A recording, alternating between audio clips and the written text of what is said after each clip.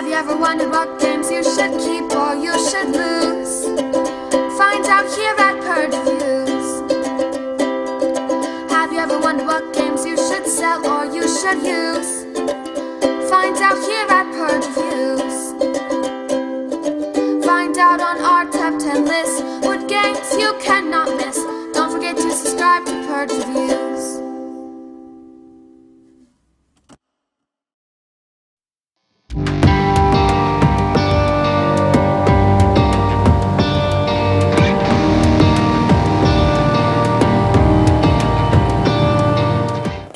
Through the Ages, I got the new edition of it. I was a little torn on whether to upgrade or not. I ended up going to BGG Con and talking to the guys from Eagle, and of course they sold me on it. But there were some things I didn't like about the previous edition, even though I'm really, really high on the game. I didn't like the components. I didn't like the little cylinders that rolled everywhere, and they exchanged those with cubes. I know I could just buy cubes, but you know what? They put some time into, I read about watching online games and watching how people play, which cards are overpowered, and balancing those.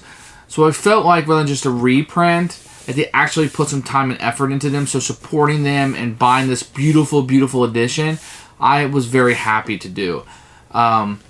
Through a few cons, I have met the Eagle Griffin people. I don't know them personally. I never went to lunch with them. They don't even know who I am probably, but they've always been very kind and upfront and nice people, and you probably see, of course, they're trying to sell games. It just seems real. So this is a company that I don't mind supporting, and when they bring out beautiful products like this, with the updates and it looks like the care they put into it, I feel like my loyalty has been rewarded.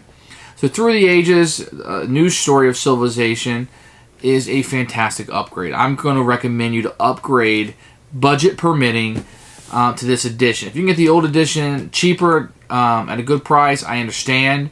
It's a fine edition. I've had it for years and loved it.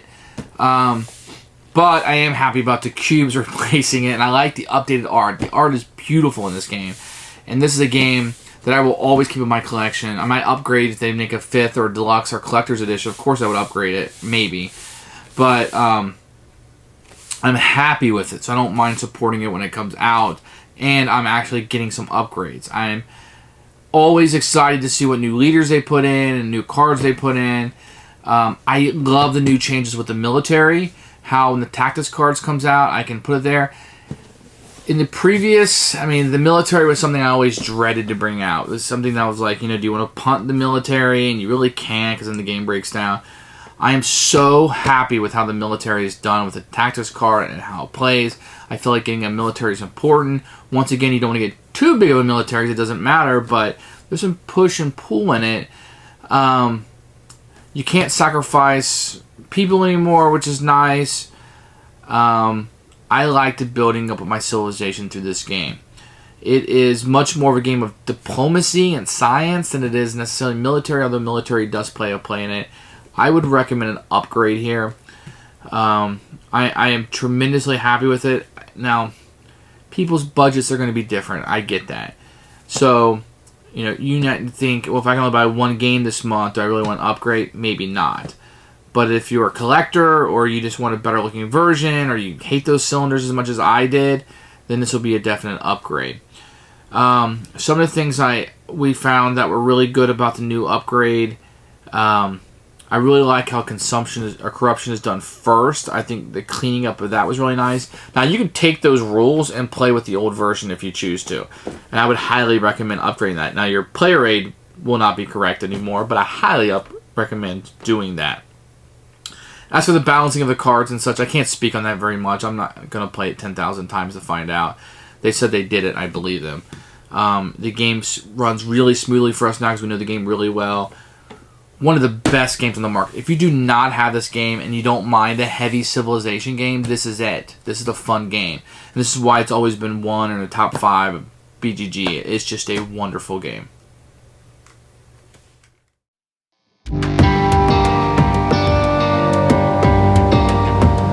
Here are the components for Through the Ages.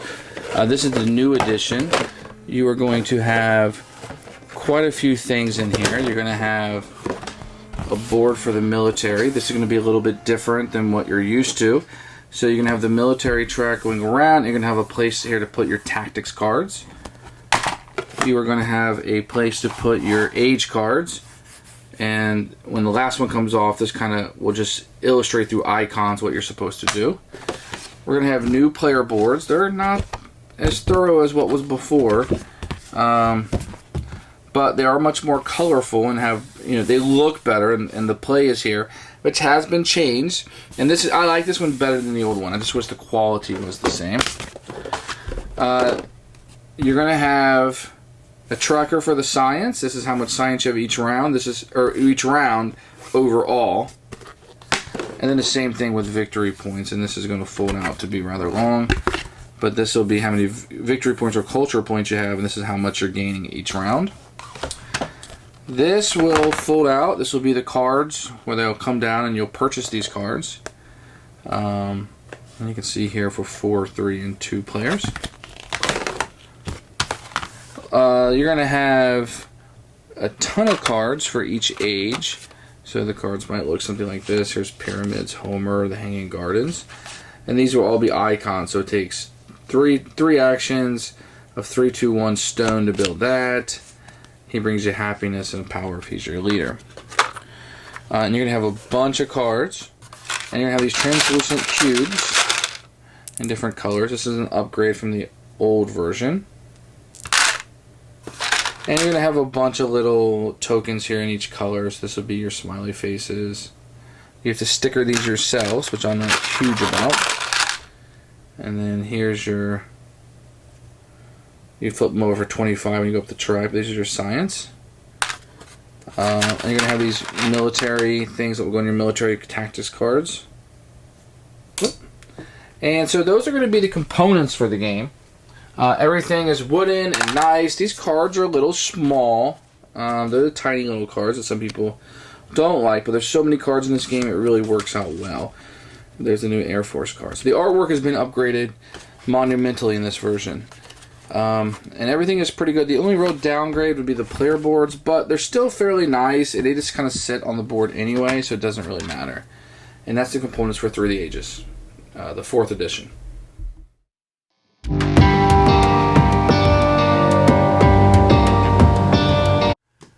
The rules for this edition is just a massive upgrade to me. You're going to get 2 books. One that's kind of teaching you to play all the way through, and these are the rules you can add.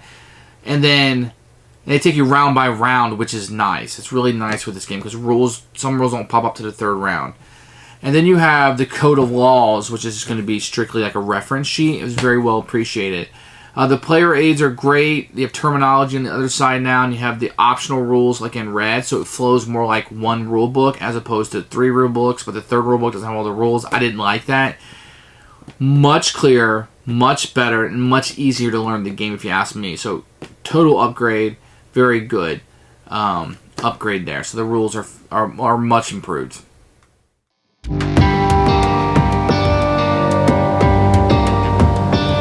Limited here on table space, so I'm going to show you a little bit how the games, you will not likely know how to play by this, but I'm going to try to teach you as much about the game as I can. When the game starts out, you're going to have a few different things working for you. You're going to have warriors, agriculture, bronze, philosophy, and religion. You will have despotism, government. You will have cubes here for your workers, and so you're going to have yellow cubes across the bottom here, and these are going to represent your workers, and you need to keep them content, and this will be all the way down. And when you use these, you will spend the amount of food down here, so it will cost you 2 food to bring a worker up into the worker pool, and another 2 to bring that guy up. Now this one's going to cost you 3, but every round now you have to pay 1 food. So if you put him up here, him, it will cost you 3, 6, 9, 12. You can do that individually, but you'll be paying 2 food per turn. You will have number of resources in these spaces, and what you want to watch out for is when you release this, it will be how much corruption that there will be. And what you'll be doing is you'll be putting workers on these buildings to get them to produce for you as you go through. Now, a place like this, let me just kind of show you how this works a little bit. So if you were going to put a worker on this, it would cost you 2 stone. Each blue that's on here is worth 1 stone. So if I had 2 stone on here and no workers, and I wanted to bring, well, let's say I had 1 worker on here. I have 2 stone, I have a worker, and I want to bring another worker up here because I have a worker in the worker pool and I want to bring it up here. So for an action in the game, I'm going to bring this worker up, but I would have to take 2 of these and put them back down here in the bank. Okay, and now I have 2 workers, and next round I will produce 2 blue cubes. And what that will allow me to do is increase my production of bronze. So next round I'll get 2 of these for free in the resource production stage. And that's what you're trying to do. You're trying to make these more efficient. And what you'll do is you'll upgrade these cards in the hopes that they make you more productive. So the food would work exactly the same way. But if I had this card, which cost me 6 stone to put a worker on it, every round I will put 1 cube on this, like this. But instead of it being worth 1 food, each cube is now worth 3 food. So you're going to be becoming more and more efficient, if you will. Now, you're going to have these religions, or these governments you'll be building.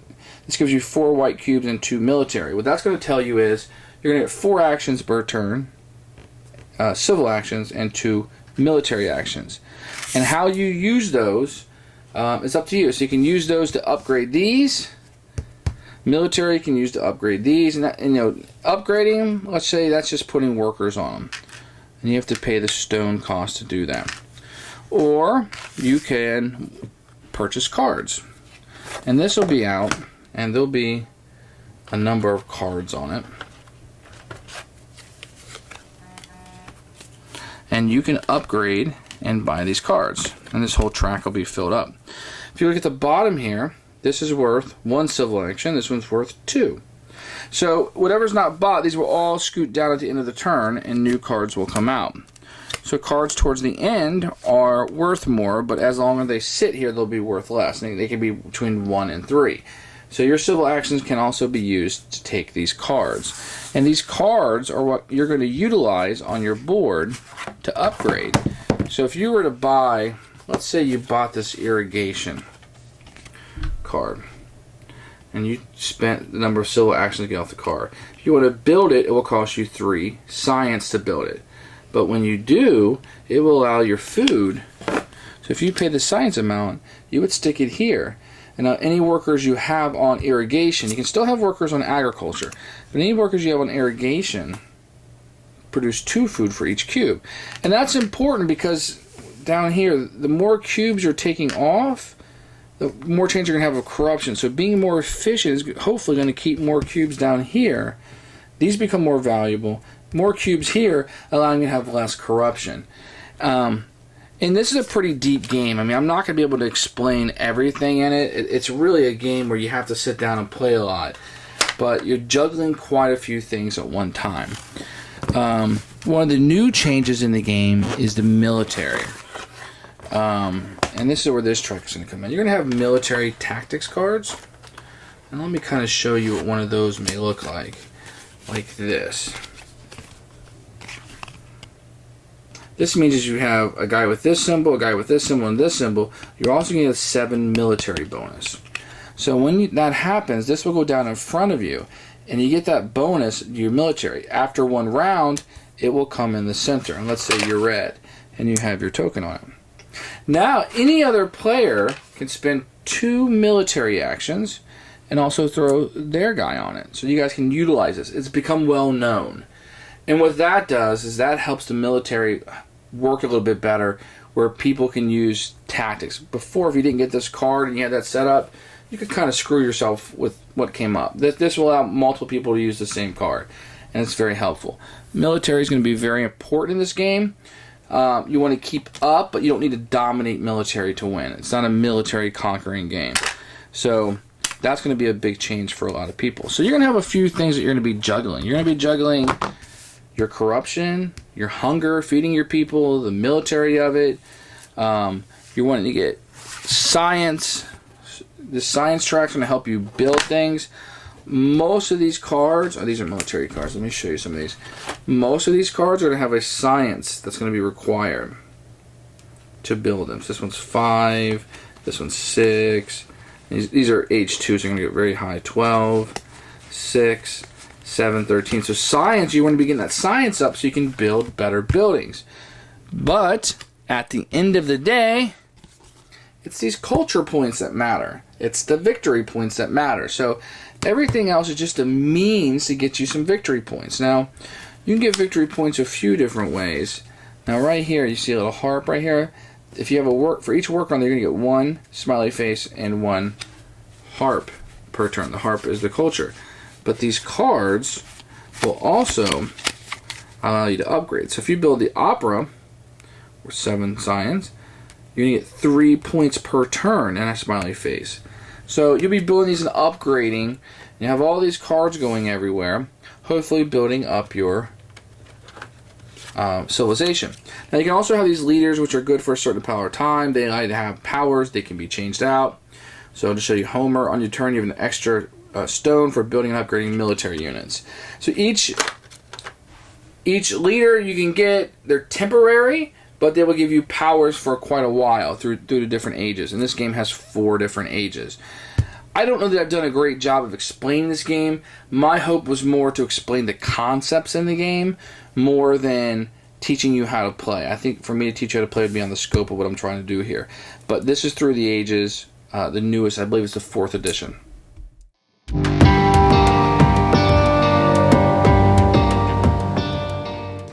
Who should buy this game? This is going to be for more serious gamers. You're going to like, if you like the old game Civilization for the computer, if you like the idea of building a civilization, but it's a heavy game.